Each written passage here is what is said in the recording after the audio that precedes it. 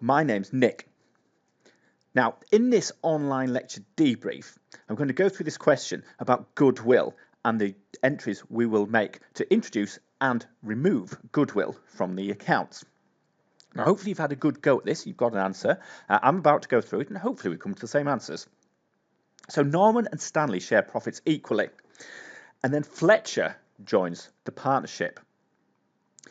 At the time that Fletcher joins the partnership, goodwill was valued at £66,000. Now, after Fletcher has joined the partnership, the business will still split the profit equally, but that will be between 3 partners. So what's going to be the closing balance on each partner's capital account after Fletcher has joined the partnership? So the thing we must remember here is we bring the goodwill in under the old partnership agreement, and then we take the goodwill out using the profit share on the new partnership agreement. So the goodwill is valued at £66,000. So we're going to bring it in. It's an asset. It's an intangible asset, but it's still an asset, so it's going to be a debit. So we're going to debit goodwill with £66,000. Then in accountancy, everything's got a balance. The other side's got to be a credit. That's going to go to the capital accounts. And obviously that's going to be £33,000 to Norman, £33,000 to Stanley, because at the old partnership agreement they would split the profits equally between them two, so they get half each. So we've debited goodwill. We're going to credit Norman's capital account with £33,000. We're going to credit Stanley's capital account with £33,000. Now, we've brought the goodwill in. We don't show goodwill in the accounts. So what we're going to do is going to remove it. So we should always enter our debits first, because that's the convention. So the goodwill value at £66,000.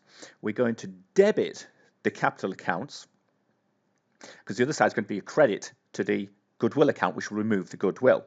So once Fletcher has joined the partnership, they're going to split the profits equally, but that's obviously going to be between 3 people. So each person is going to get £22,000. So you're going to debit the capital accounts.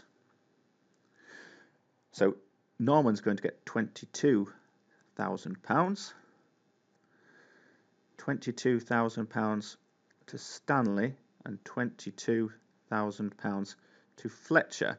And the other side is going to be a credit to goodwill. So that will remove the value of goodwill. So we're going to enter the journal entry to remove the goodwill. So we're going to debit the capital accounts with £22,000. So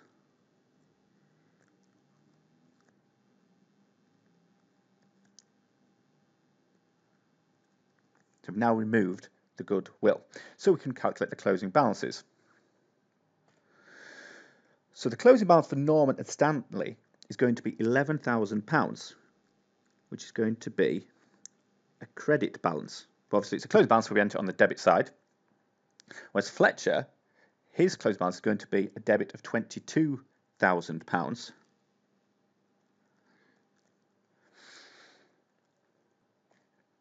So he actually owes the partnership money, because he has now got a share of the profits going forward, and he owes the business money for the profits that he hopefully will get in the future.